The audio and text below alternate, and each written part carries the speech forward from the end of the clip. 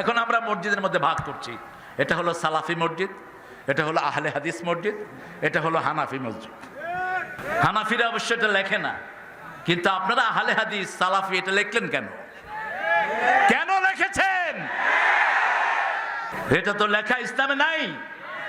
আপনি সারা মক্কাতে বের করুন তো একটা আহলে হাদিস মসজিদ, কোথায় থেকে পেয়েছেন এই টাইটেল? যে মসজিদের নাম আবার আহলে হাদিস হবে কেন?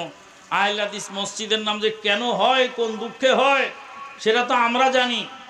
আমরা আহলে হাদিস মসজিদ ইচ্ছা করে প্রতিষ্ঠা করি নাই। মসজিদ থেকে মুসল্লিদেরকে বের করে দিয়েছে, মেরে পিটে বের করেছে।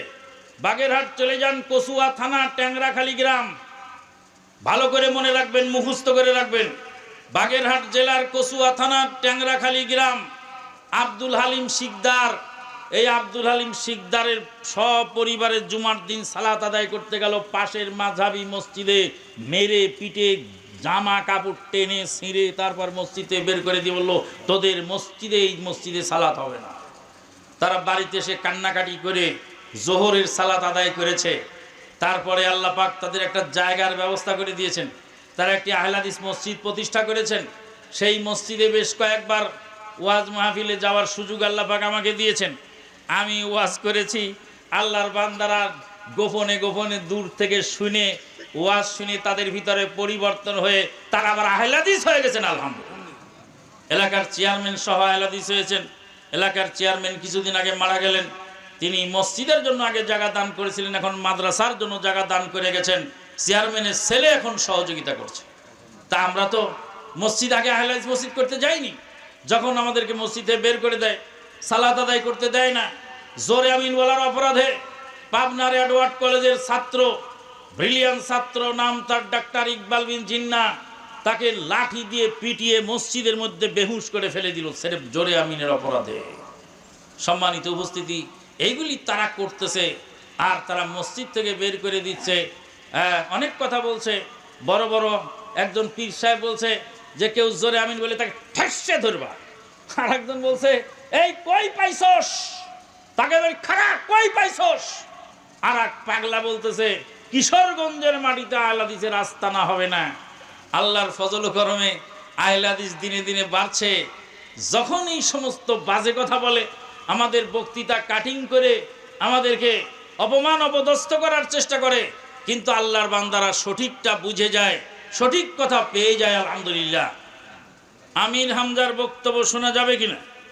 আমির হামজা তো ওরকমই একই কথা, এর ভিতরে কিছু ভালো মন্দ আছে।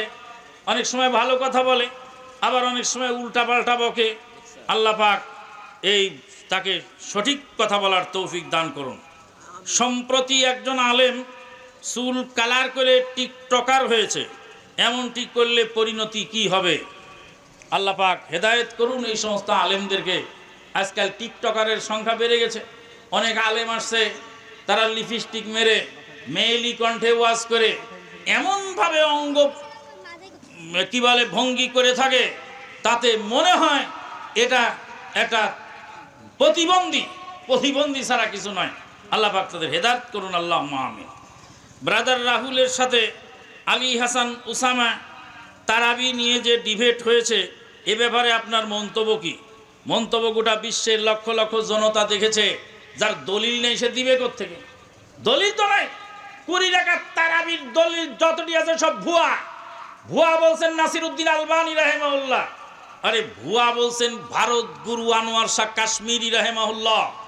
ভারতের হানাফি মাযহাবের বড় আলেম আনোয়ার শাহ কাশ্মীরি রাহিমাহুল্লাহ, তিনি তার তিরমিজির ভাষ্য গ্রন্থে আরফুস সাজিতে লিখেছেন যে 20 রাকাত তারাবির কোনো ভিত্তি নাই, এটা ভুয়া দলিল। তাহলে ভুয়া দলিল কোত্থেকে দলিল দিতে পারবা? দলিল আর দিতে পারবা না। মা আয়েশা সিদ্দিকা রাদিয়াল্লাহু তাআলা আনহা বলেন, আল্লাহর নবী সাল্লাল্লাহু আলাইহি সাল্লাম রমাদানেও 11-র বেশি পড়েন নাই, অন্য মাসেও 11-র বেশি পড়েন নাই। ওই সিটিংবাজ মুফতি যে বলবে যে এটা তো তারাবি নয়, এটা তাহাজ্জুদ, এটা তারাবি নয়, এটা কি তাহাজ্জুদ। তাহাজ্জুদ বলে যে জাতিকে ধোঁকা দেবে, সেই ধোঁকার কাজ আল্লাহ পাক মা আয়েশা সিদ্দিকার মুখ দিয়ে বের করে নিলেন, যাতে ধোঁকা দেওয়ার সুযোগ না থাকে। তিনি বলেন রাতের সালাত আল্লাহর নবী রমাদানেও 11 পড়েছেন, অন্য মাসেও 11 পড়েছেন, 11-র বেশি পড়েন না।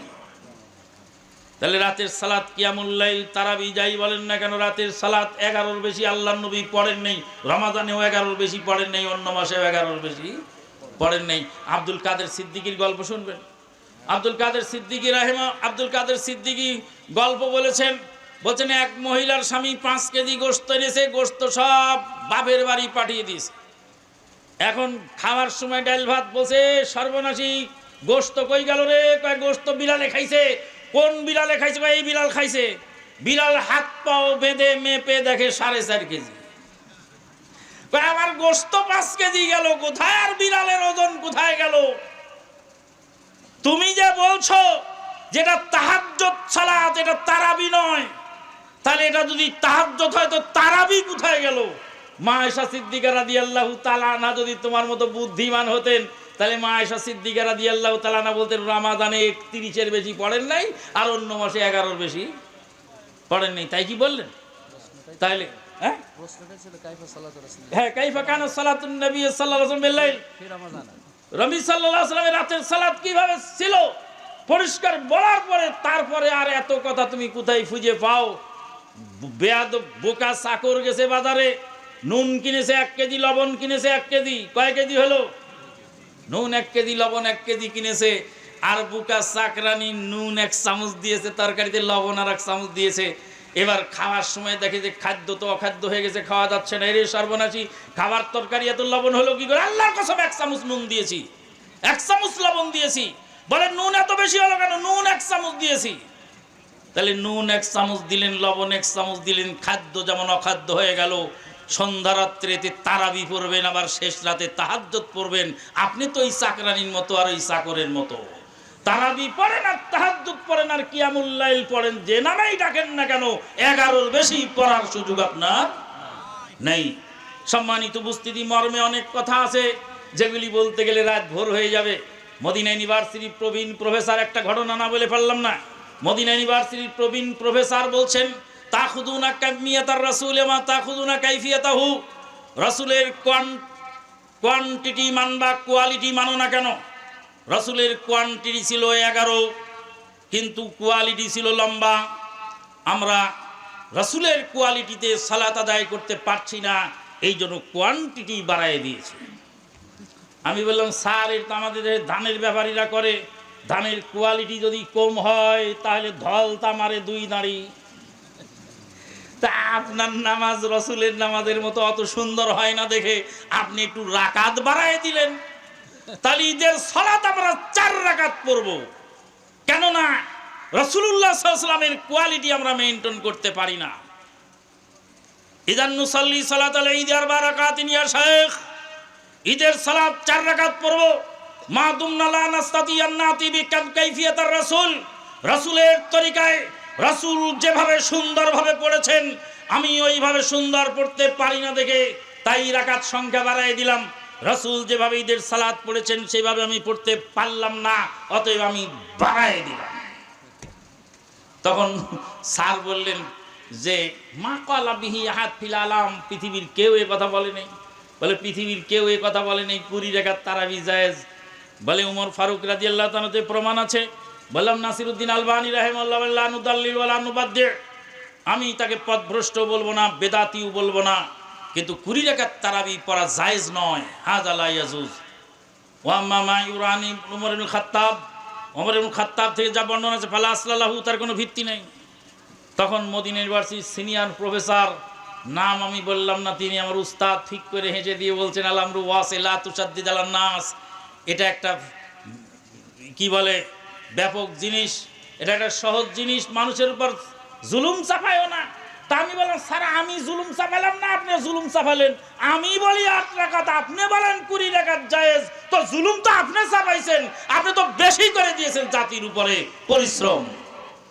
আমরা পরিশ্রমও কম করি, নেকিও বেশি পাই। পরিশ্রমও কম করি, নেকিও বেশি পাই।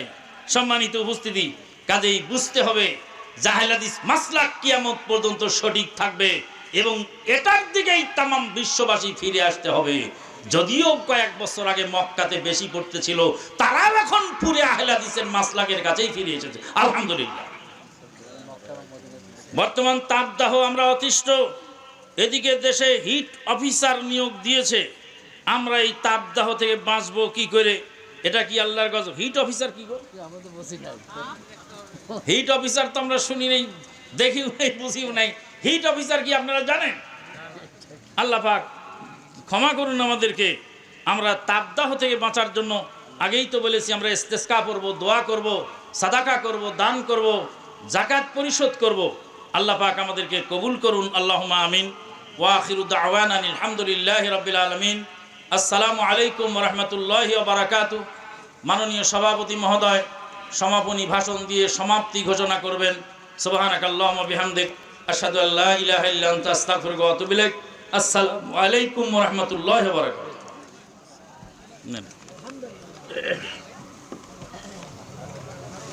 আসসালামু আলাইকুম ওয়া রাহমাতুল্লাহ। ধন্যবাদ ভাইকে, গুরুত্বপূর্ণ আলোচনা করেছেন। এই আলোচনা যাতে আমাদের সবার চলার পথের পাথে হয়ে যায়, আল্লাহ রাব্বুল আলামিন আমাদের সবাইকে